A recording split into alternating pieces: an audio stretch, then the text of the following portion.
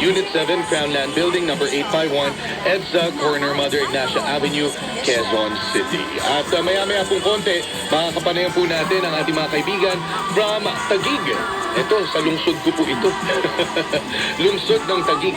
At pag-uusapan natin kung ano ang mga latest na mga proyekto ng kanilang lungsod para sa pagbibigay ng trabaho. Lalo na ito, papasok na nga po yung tinatawag nating mga lean months. Ito yung mga peak season po. Dahil marami po ang ating mga kababayan ngayong months na ito, sunod-sunod, maghahanap po ng mga seasonal, maghahanap po ng mga bagong mga empleyado dahil nga po mas mataas ang production ng iba't ibang mga produkto ngayong panahon na ito.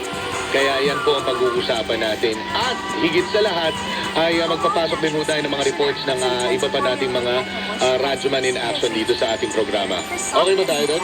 Okay, kinokontak natin. But anyways, sa ating mga tagapakinig, siguro magpapasok muna tayo ng mga reports mula sa ating mga Radyoman in Action.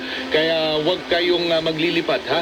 Live po tayo hanggang mamaya alas 10:30 ng umaga. At ito, magpapasok na tayo ng isang report. Defense Minister ng